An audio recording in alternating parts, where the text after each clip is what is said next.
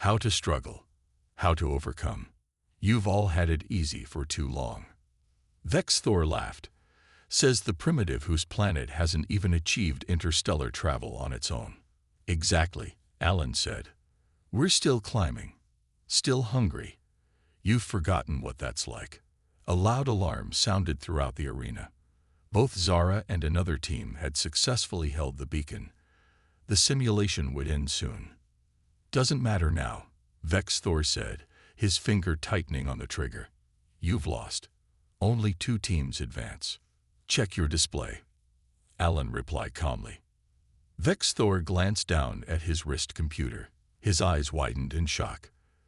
The display showed that Alan and Zara had secured first place. How?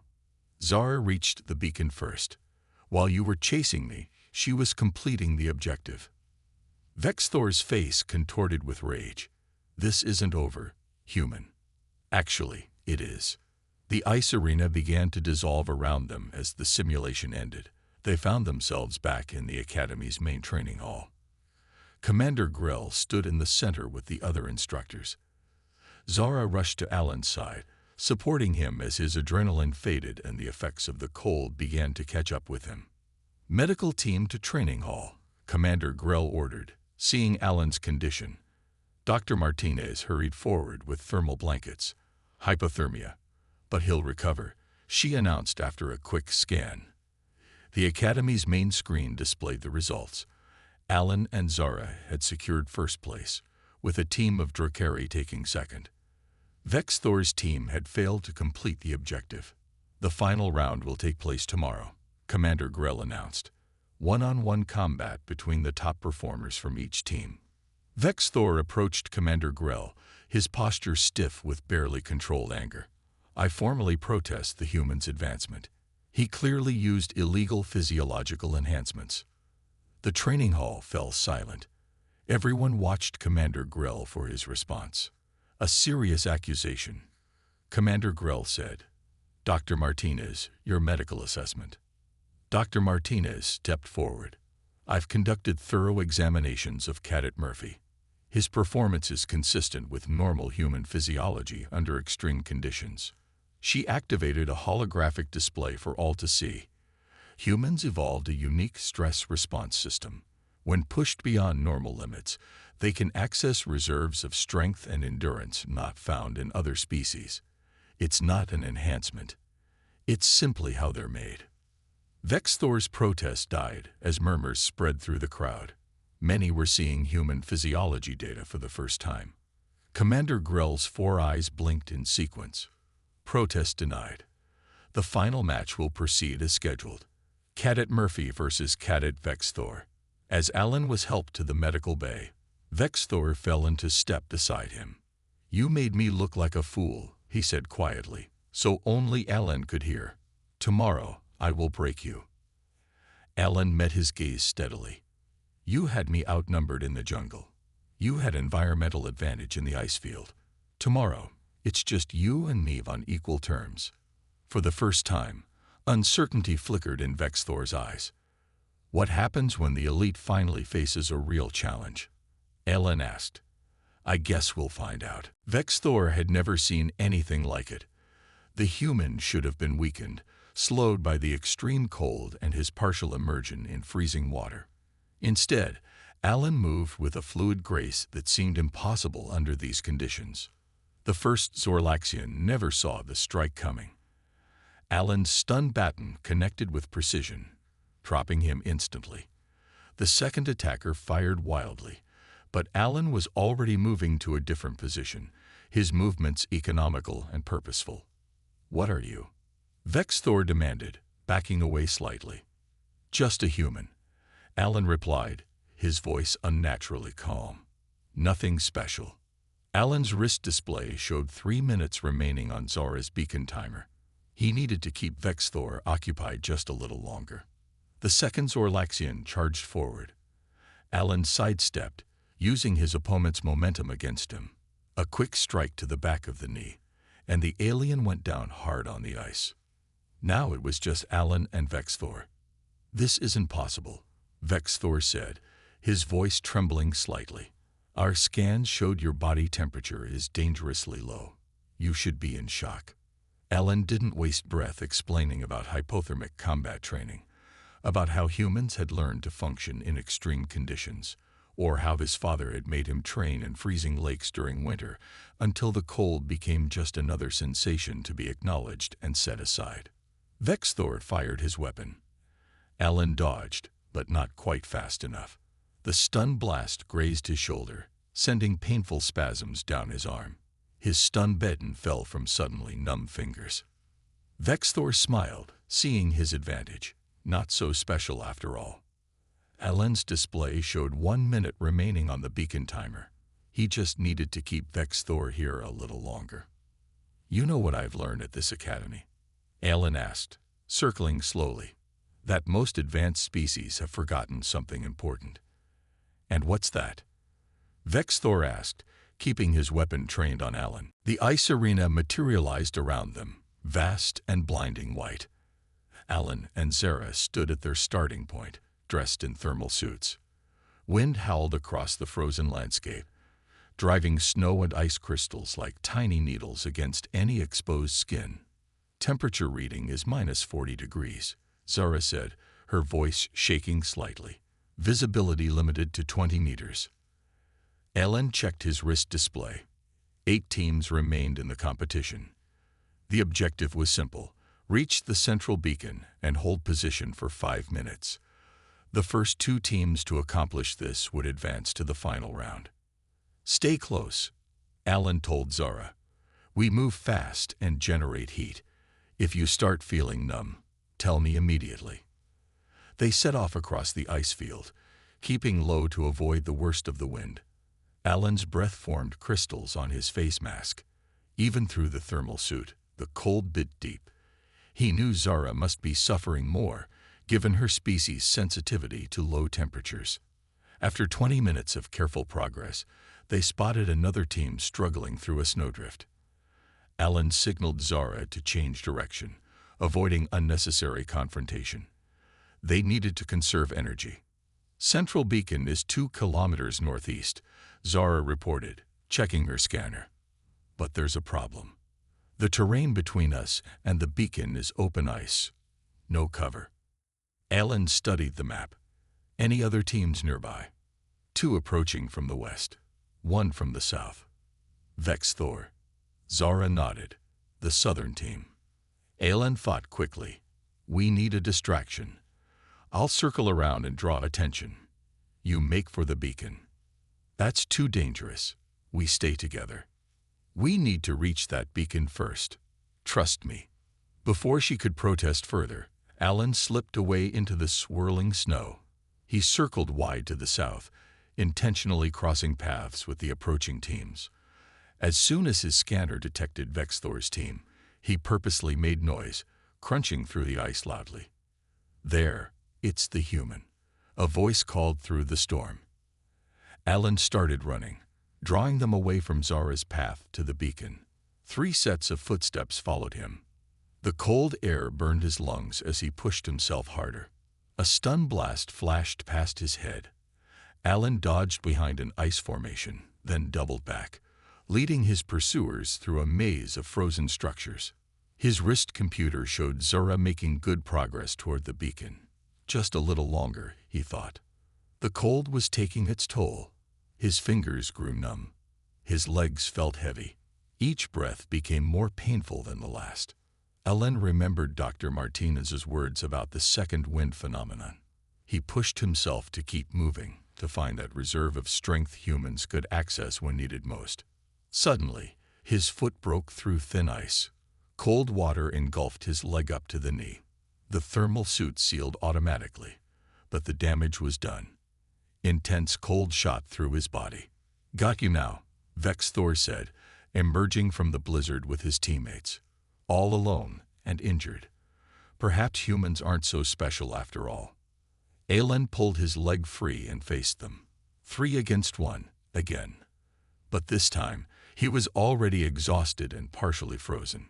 Your Athenian partner is probably an ice statue by now, Vexthor taunted. Their kind can't survive these temperatures for long. Alan checked his display. Zara had reached the beacon. The 5-minute countdown had started. "You know what the difference is between us?" Alan asked, buying time.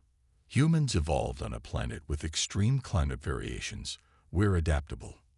"Adaptable or not, you're still outnumbered," Vex Thor replied. Alan felt his body temperature dropping. The cold water had done more damage than he thought. Black spots appeared at the edges of his vision. His heart pounded desperately, trying to maintain circulation. Then something strange happened. As his core temperature continued to fall, his mind became oddly clear. His muscles, initially stiffening from the cold, began responding differently. The pain faded to a dull awareness. The famous human second wind was kicking in, a final burst of energy and clarity before collapse.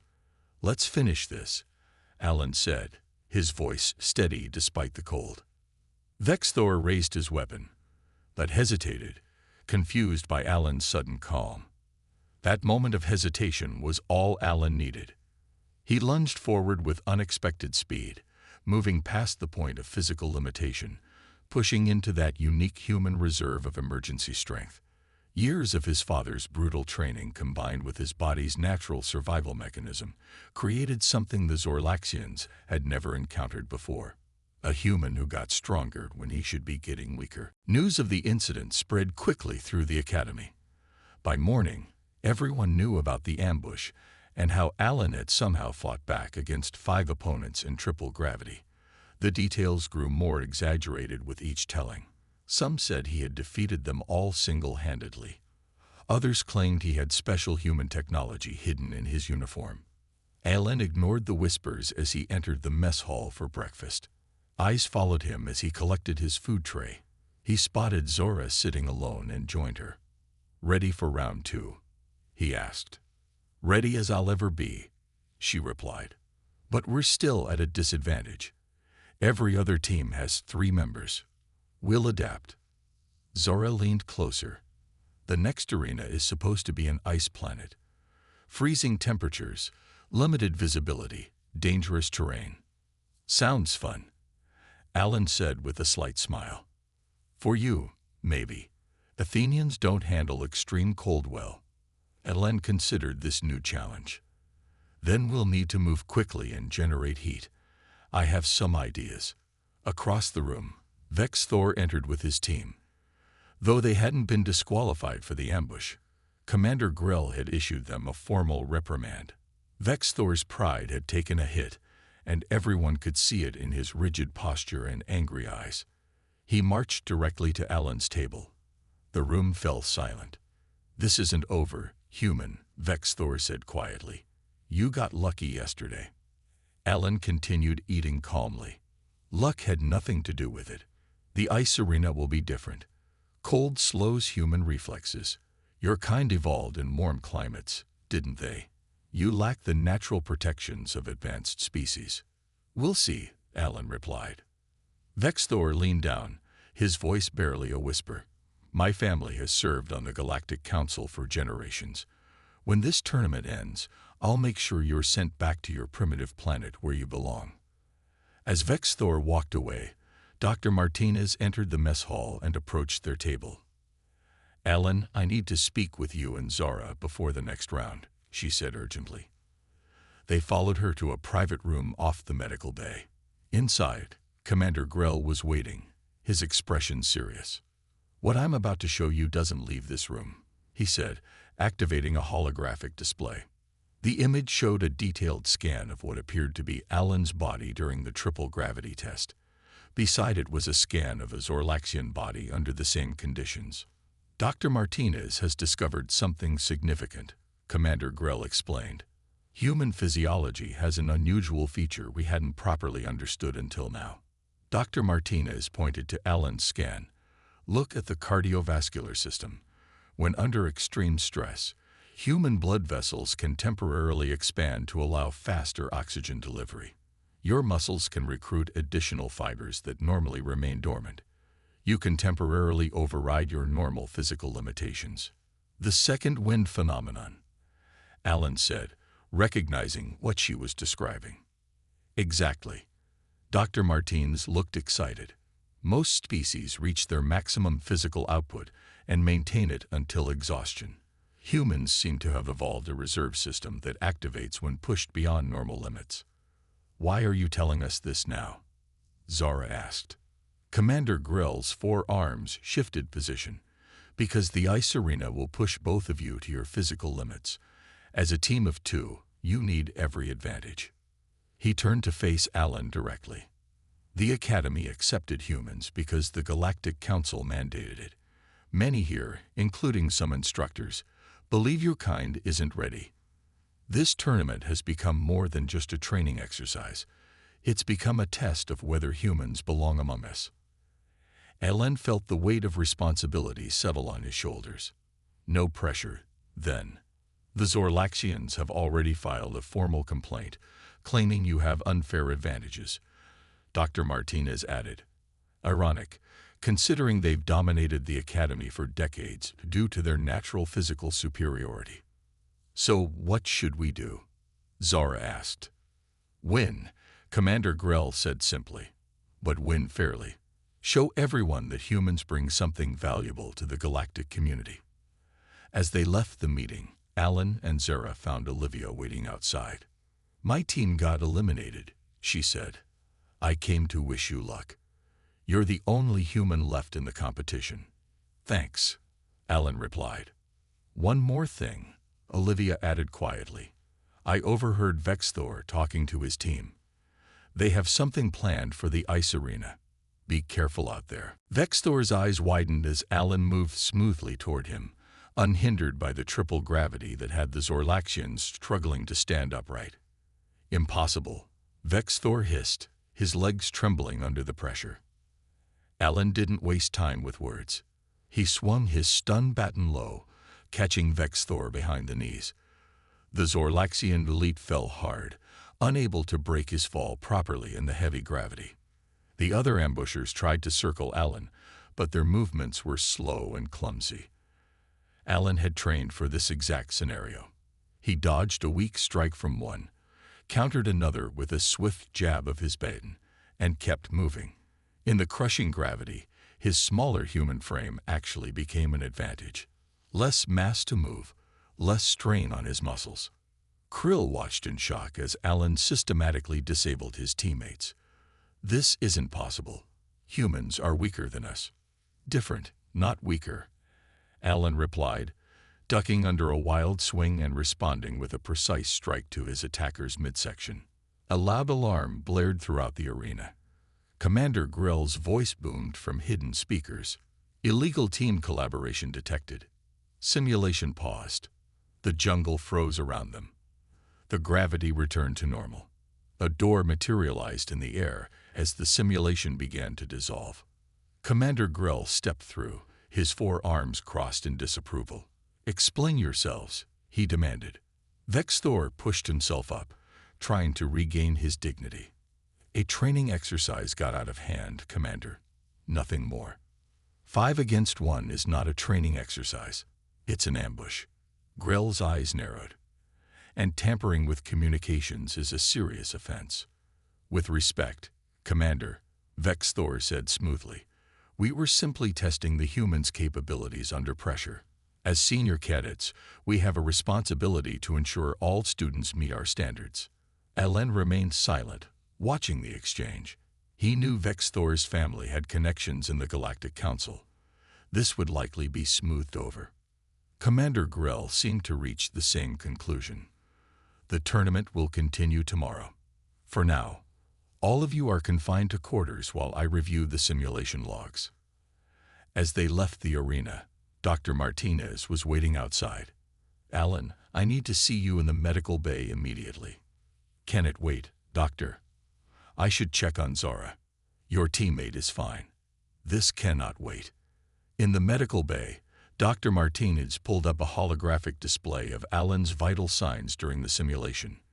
Look at this, she said, pointing to several spikes in his readings. When the gravity tripled, your cardiovascular system adjusted almost instantly. Your muscle efficiency actually increased under stress. Alan shrugged. I've been training under high gravity. It's more than that. Dr. Martins pulled up comparison charts. I've been reviewing data on human physiology. There's a phenomenon called hysterical strength, where humans can temporarily exceed their normal physical limitations in crisis situations. Adrenaline, Alan said. It's not unusual. For humans, perhaps, but in the galactic community, this ability is unique. She looked at him with newfound interest. Most species reach their physical peak and stay there. Humans seem to have hidden reserves they can tap into when pushed beyond their limits. Alan remembered his childhood, his father pushing him past breaking points, teaching him that pain was temporary, that the body could always give more when the mind demanded it.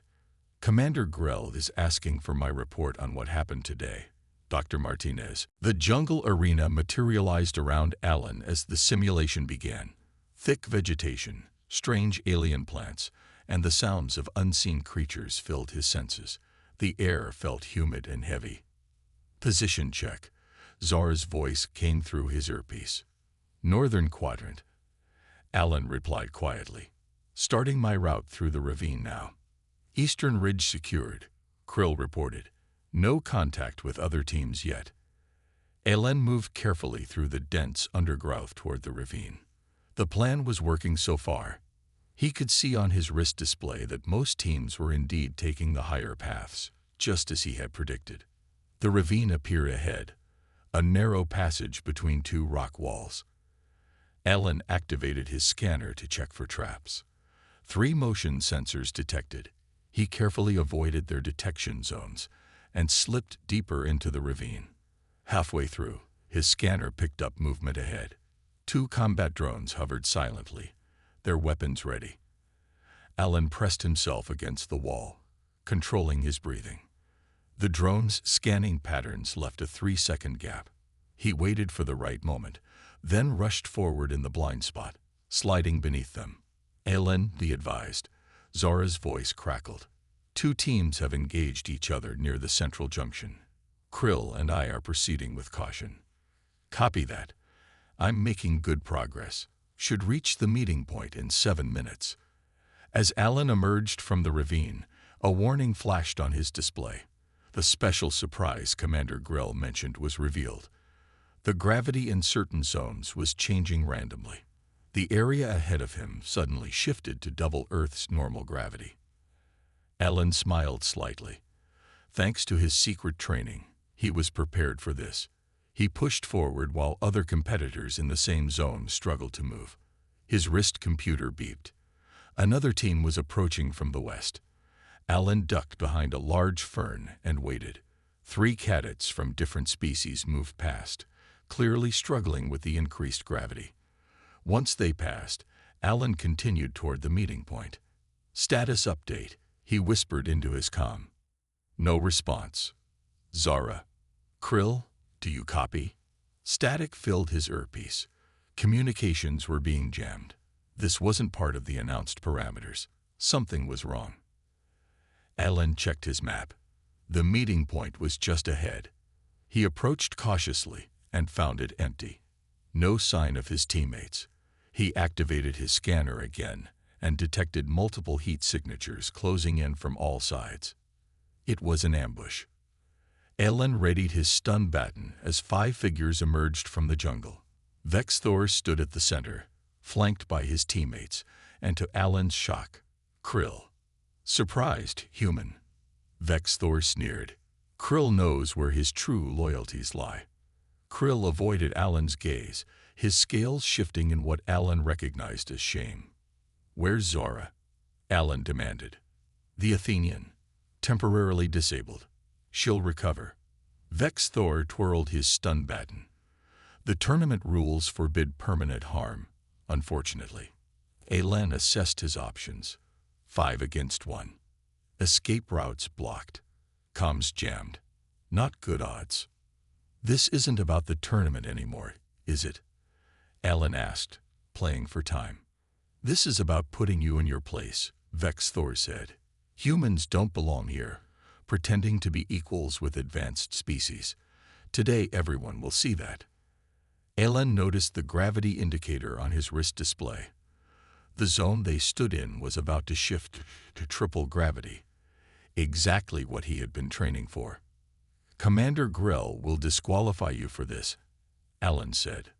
Vexthor laughed. "Combat situations have accidents. Your elimination will appear legitimate." "Before we do this," Alan said, "I'm curious. Why do you hate humans so much?" "Hate? No, you're simply beneath notice. Your kind barely managed to reach your own moon while we were building empires across galaxies." The display on Alan's wrist flashed red.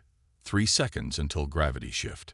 "Some advantages aren't obvious at first glance," Alan said. The gravity shifted.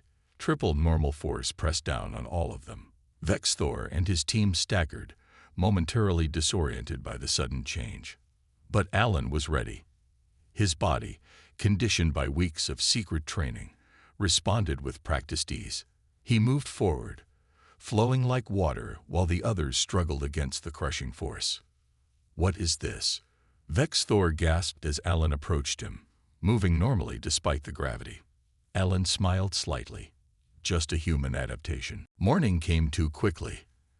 Alan's muscles ached from the triple gravity training session. He splashed cold water on his face and studied his reflection. Dark circles hung under his eyes, but determination burned within them. The first round of the tournament would begin in 2 hours. Alan made his way to the medical bay for a mandatory pre-competition check. Dr. Martinez waved him into her office. "You look terrible," she said bluntly. "Thanks for the encouragement," Alan replied with a tired smile. She ran a scanner over his body and frowned at the results. "Your muscle tissues show micro-tears consistent with extreme exertion. What exactly did you do last night?" "Just some extra training." Dr. Martinez shook her head. "These readings are unusual. The damage is significant, but your body is repairing itself at an accelerated rate." She tapped something into her computer. "I need to compare this with the baseline data we have on human physiology." Alan glanced at the clock. "Can I go? I need to meet my team." "Fine, but come back after the first round. There's something I want to investigate further." Alan left the medical bay and headed to the preparation room. Zara was already there, examining the map of the jungle course. Krill arrived moments later, refusing to make eye contact with Alan. "The competition starts in 90 minutes, Zara said. "Each team enters the arena from a different point. We need to reach the central marker while avoiding or neutralizing other teams and combat drones." "I still think we should take the ridge path," Krill insisted. "And I still think that's too obvious," Alan countered. "But I have another idea. What if we combine our approaches? Krill, you and Zara take the ridge as a decoy. I'll move through the ravine. We can communicate positions and meet up at this junction here." Krill looked surprised. "You want to go through the most dangerous section alone? I'm smaller and quieter than either of you. I can move faster through tight spaces." Zara studied the map. "It's risky, but it might work. The other teams will expect us to stay together." "Fine," Krill said reluctantly. "But if you get eliminated, don't expect us to come save you." The preparation room door slid open. Olivia Wright, another human cadet from a different division, entered. She was the only other human competitor in the tournament. "Ellen, can I talk to you for a second?" she asked. He stepped aside with her while Zara and Krill continued planning. "I heard about your team assignment," Olivia said quietly. "Krill is Vexithor's cousin. Be careful." "I know, but we need him to win." Olivia looked concerned. "The Zorlaxians have been talking. Vexthor sees you as a threat to their status. Not you personally, but what you represent. Humans aren't supposed to excel here." "All the more reason to prove him wrong," Alan said. "Just watch your back, and don't push yourself too hard. I've seen you sneaking into the training deck at night." Alan's expression hardened. "I can handle it." A memory flashed through his mind. His father's voice, harsh and unforgiving. "Murphy men don't quit. Murphy men don't show weakness. His father had been a military man too, tough beyond reason. Nothing Alan ever did was good enough for him. The memory faded as the loudspeaker announced, "All competitors to the arena staging area. Round 1 begins in 30 minutes." Alan rejoined his team. They collected their equipment, stun battens, shield generators, and communication devices. As they walked to the staging area, they passed Vexthor's team. The Zorlaxian elite smirked at Alan. "Try not to embarrass your species too badly, human," Vexthor said.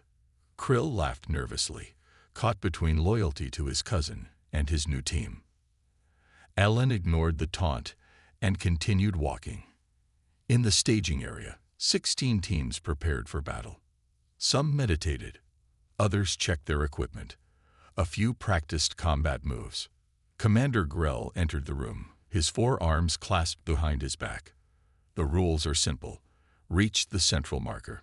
Disable your opponents. Avoid the traps. The bottom 4 teams will be eliminated." He looked over the competitors, his gaze lingering briefly on Alan. "The simulation will feel real. Pain will be reduced but not eliminated. Injuries will be prevented by the safety systems." A massive screen displayed the countdown. 5 minutes remaining. Alan closed his eyes and took a deep breath. This was his chance to show everyone what humans could do. Not just for himself, but for Earth. "One more thing," Commander Grell added. "The arena has been programmed with a special surprise. Adapt or fail." The countdown continued as Alan wondered what surprise awaited them in the jungle. Alan sat alone in the Academy mess hall, pushing food around his plate. The nutrition paste tasted like cardboard mixed with something vaguely fruity. 6 months in space, and he still missed real food from Earth. "Mind if I join you?" Zara asked, placing her tray across from him. Her blue skin seemed to shimmer under the artificial lights. Alan nodded. "We should probably discuss strategy for the tournament." "Agreed. But first, we need to figure out what to do about Krill." Zara lowered her voice. "He's been telling everyone he got stuck with the worst possible teammate." Alan's jaw tightened. "Let me guess. The human." "Precisely." Zora's silver eyes studied him. "Zorlaxians are prideful, but they're excellent fighters. We need him working with us, not against us." Their conversation halted as Krill approached their table, his purple scales gleaming. He stood there for a moment, then reluctantly sat down, keeping as much distance from Alan as possible. "Let's make this clear," Krill hissed quietly. "I don't want to be on this team. I don't think humans belong in the Academy, but I want to win." "Then we have something in common," Alan replied evenly. Zara pulled out a small device and projected a hologram of the tournament arena. "The first round involves navigating through a simulated jungle environment. We'll face traps and combat drones." Krill pointed to a section of the map. "We should take the high ground through those ridges." "Too obvious," Alan said. "Every team will try that. Look at this ravine. It's narrow, but provides better cover and a more direct route." Krill scoffed. "A primitive tactical approach. The ravine is the first place they'll put the deadliest traps." "Not if we move quickly and quietly," Alan countered. "Your species may be stronger, but humans have centuries of guerrilla warfare experience." Their debate was interrupted by Vexthor and his team approaching. The Zorlaxian elite stood tall, his posture radiating arrogance, discussing how to lose with dignity. Vexthor asked, generating laughter from his teammates. Krill lowered his head slightly in deference to his superior. Alan noticed the cultural power dynamic immediately. "Just planning our victory celebration," Alan responded calmly. Vexthor's violet eyes narrowed. "The Academy's charity case has jokes." He leaned closer to Alan. "Tell me, human, does it hurt knowing you're only here because the Galactic Council needed a token representative from your backwater planet?" The mess hall grew quiet. All eyes turned toward their table. Alan stood slowly, facing Vexthor directly. "I earned my place here, just like everyone else." "Did you?" Vex Thor circled Alan like a predator. Humans can barely achieve interplanetary travel. Your weapons are primitive. Your bodies are weak. The only reason you're standing here is because the Council pities your species. Zora stood as well. That's enough, Vex Thor. Save it for the tournament. Oh, I will. Vex Thor smiled, showing rows of sharp teeth. When the rules allow me to show everyone exactly how outmatched your pet human truly is. As Vex Thor and his team walked away, Alan noticed Commander Grell watching from the entrance. The commander's expression revealed nothing, but his 4 arms were crossed in what Alan had learned was a sign of displeasure. He's right, you know, Krill said once the others were gone. Humans are physically inferior in every way. Your bones break easily. Your skin tears. You lack natural weapons. Yet here I am, Alan replied. Later that evening, Alan made his way to the training deck. It was supposed to be closed, but he had discovered the systems could be overridden with the right sequence. The empty chamber responded to his commands, recreating Earth's gravity multiplied by 3. Alan started his routine. Push-ups, pull-ups, sprints. His muscles screamed in protest as sweat poured down his face. "What are you doing?" a voice asked from the doorway. Alan looked up to see Dr. Martins watching him with concern. "Training," he answered between labored breaths. "At triple gravity, that's dangerous, even for a human." Alan stood, his legs shaking with effort. "The tournament starts tomorrow. I need every advantage I can get." Dr. Martinez studied him for a moment. "There's something about your physiology readings that's been puzzling me. I'd like to run some additional tests. Can it wait until after the tournament?" "I suppose," she said hesitantly. "But don't push yourself too far, Alan. You have nothing to prove." But as Alan returned to his punishing workout, he knew she was wrong. In this place, at this moment in history, he had everything to prove. The massive doors of the Galactic Military Academy slid open with a soft hiss. Alan Murphy stepped through them, his back straight and eyes forward. At 22, the former Marine from Nebraska was now the sole representative of humanity in the elite tactical training program. The weight of his species rested on his shoulders, and he felt every ounce of it. The hallway stretched before him, its walls gleaming with a metal unknown to Earth science. Aliens of various shapes and colors moved about with purpose. Some had scaled skin that reflected the light in rainbow patterns. Others floated rather than walked. A few had multiple limbs that moved in perfect coordination. Alan kept his face neutral as 3 Zorlaxians approached. Their 7-foot frames towered over him, their violet eyes narrowed with disdain. The one in the middle, Vex Thor, deliberately bumped against Alan's shoulder. "The human is lost again," Vex Thor said loud enough for others to hear. "The janitor quarters are down below. Primitive." Alan ignored the comment and continued walking. 6 months at the academy had taught him that responding only encouraged them. The Zorlaxians were the self-proclaimed elite of the 17 advanced species at the academy. They viewed humans, the newest addition following Earth's recent first contact, as barely evolved apes. "Cadet Murphy," a friendly voice called from behind. Alan turned to see Dr. Brooke Martinez, the only other human at the academy. She served as a physician, studying the various physiologies of the cadets. "Your medical evaluation is scheduled for tomorrow," she said, falling into step beside him. "How are you holding up?" "I'm fine, Doctor," Alan replied, his voice low. "Just focused on training." Dr. Martinez nodded, understanding the unspoken message. They had both learned to keep conversations brief in public. Too many ears, too many eyes, too many judgments. The central atrium of the academy opened before them, a vast dome with a transparent ceiling showing the 3 moons of Nexus Prime, the neutral planet that hosted the academy. Cadets from all 17 species gathered in small groups, discussing tactics or simply socializing. Alan walked alone to the daily assignment board. His finger traced down to his name. Combat Simulation Lab 7, 1400 hours. He had 15 minutes. "Hey, Earth boy," a melodic voice called out. Zara, an Athenian with blue-tinted skin and silver eyes, approached him. Unlike most, she treated Ellen with a scientist's curiosity, rather than outright dismissal. "Heard about the new combat tournament Commander Grell is organizing?" Alan shook his head. "Haven't heard anything." "Teams of 3. Random selection." Zara's eyes sparkled with intelligence. "Could be interesting if we end up together. My strategy, your, whatever it is humans bring to the table." Before Alan could respond, the Academy-wide announcement system activated. Commander Grell's gravelly voice filled the atrium. "All cadets report to the main assembly hall immediately. Tournament details will be provided." The atrium buzzed with excitement.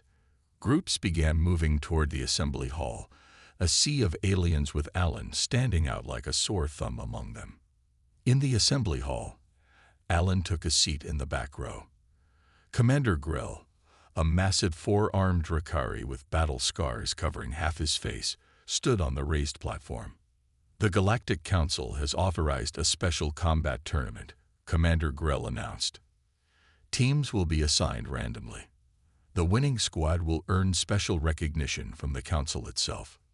Murmurs of excitement rippled through the crowd. Recognition from the Council could fast-track careers. "Team assignments will appear on your personal devices now." Alan's wristband vibrated. He looked down to see his teammates, Zara and Krill, a Zorlaxian known to be Vexthor's cousin.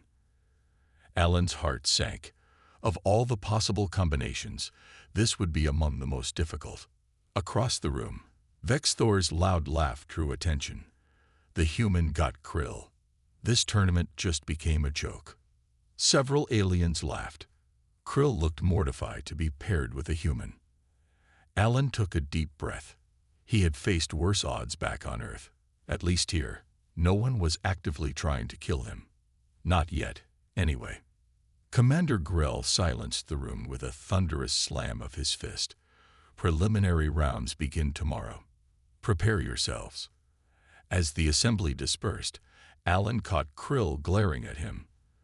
The Zorlaxian made a cutting motion across his throat before turning away. Alan simply nodded to himself.